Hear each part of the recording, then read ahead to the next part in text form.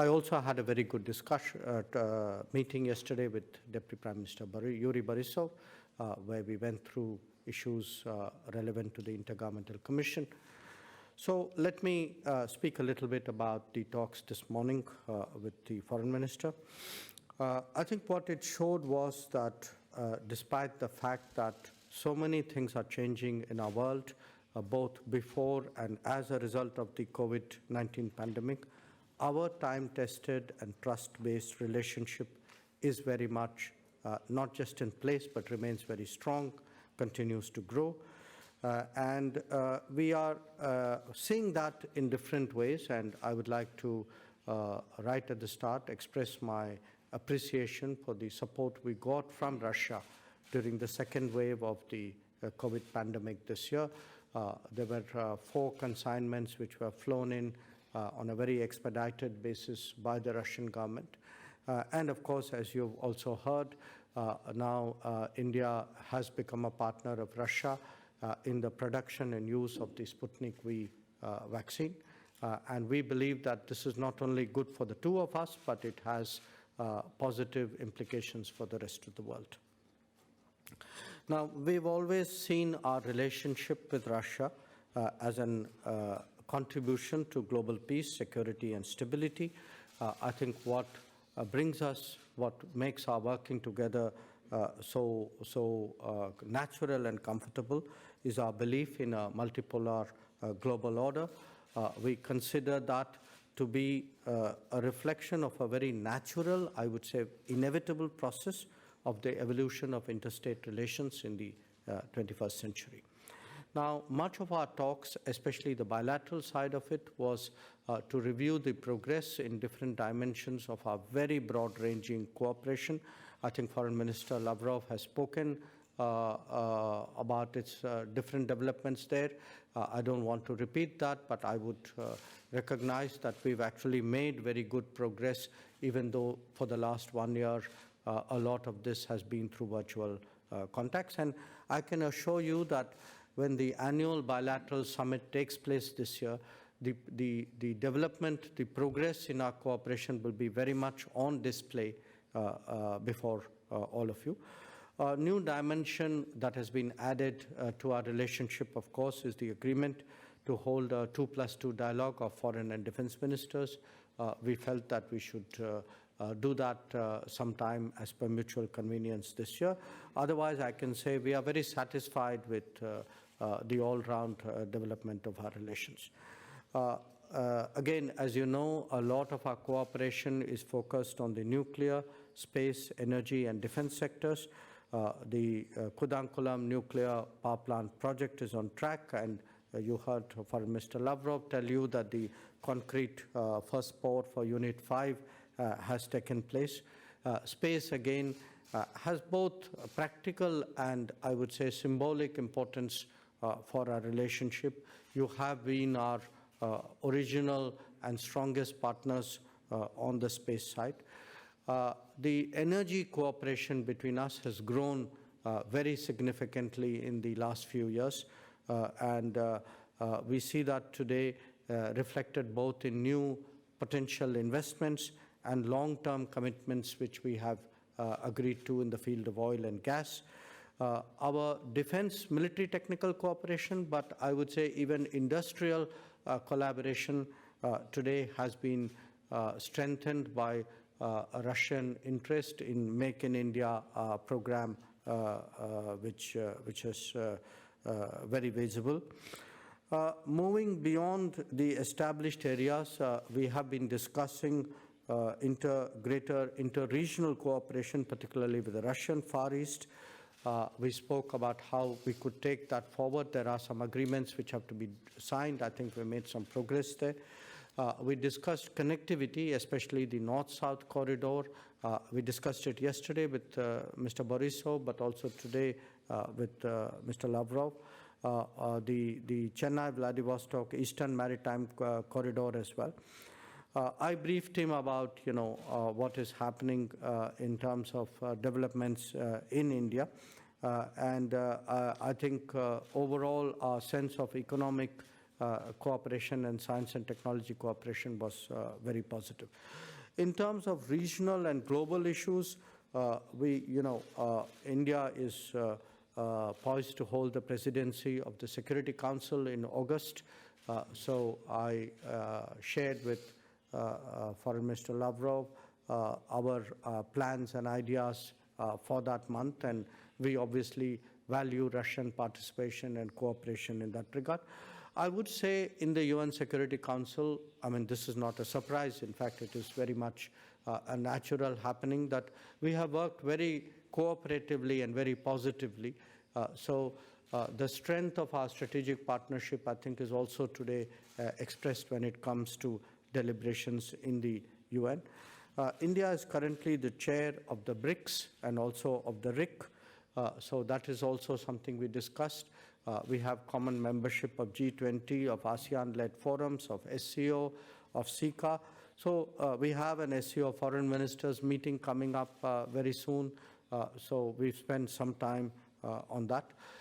In terms of specific regions, of course, the situation in Afghanistan occupied a lot of our attention because it has a direct implication for regional security. We believe that the immediate need of the day is really a reduction in violence. And if we have to see peace within Afghanistan and around Afghanistan, that's important for India and Russia to work together to ensure that much of the progress that we have seen in economic and social and democratic terms are maintained. We are both committed to an independent, sovereign, united, and democratic Afghanistan. Beyond Afghanistan, we spoke in some detail about what was happening in Syria, about the Iran issue, spent some time on Libya.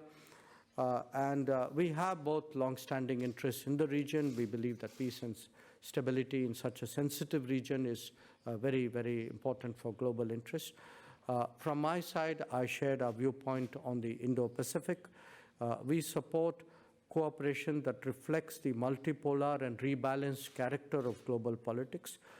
What I told the Minister Lavrov, which I repeat to you, is we are very much committed to the centrality and the unity of the ASEAN.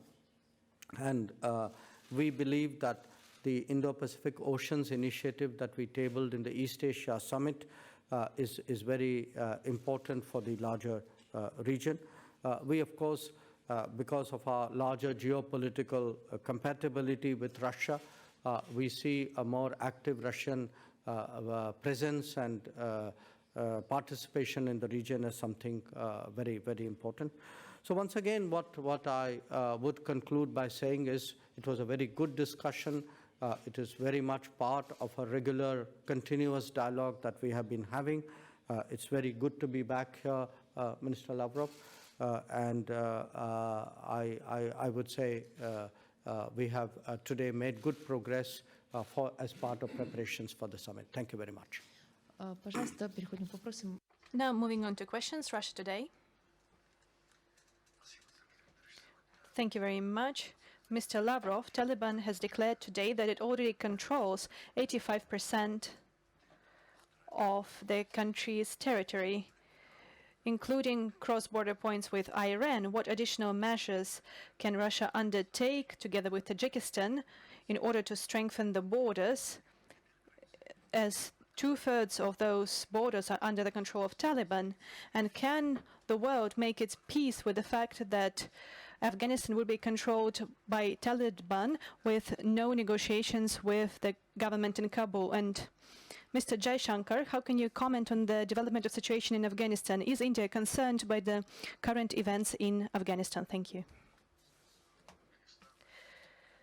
As for Afghanistan and whether the world can make its peace with the situation as it is now, I guess we should address this question to the Afghani themselves. With the mediation of the United States, we have decided on the steps to stabilize the situation, to launch a political process, to reach an agreement on an intermediary period, and finalizing the final parameters for Afghanistan in future.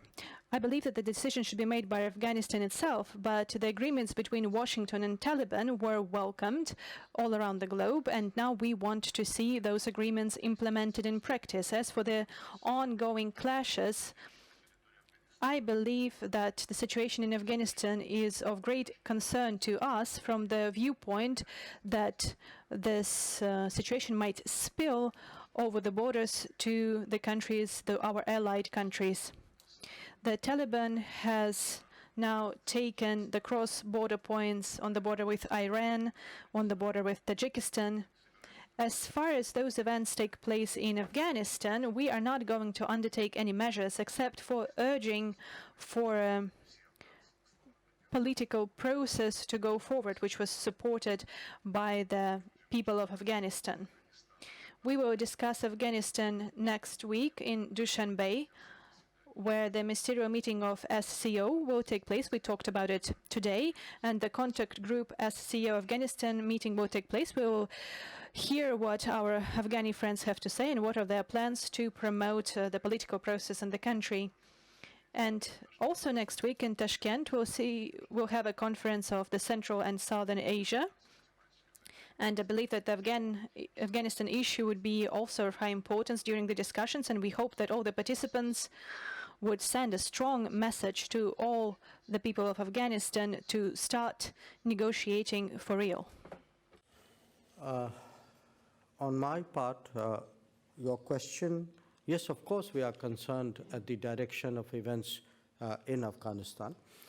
You know, in many cases, when there is a volatility in a society, we leave the people of that country to work it out. But Afghanistan is a very different case, because for now more than 30 years, there have been international conferences, there have been groups, there have been formats to discuss how to stabilize and bring about peace in Afghanistan. And the reason is because it has proven implications for regional security and regional stability. So the point right now we stress is that we must see a reduction in violence. Violence cannot be the solution for the situation in Afghanistan. And at the end of the day, who governs Afghanistan has a legitimacy aspect to it. I think that is something which cannot and should not be ignored.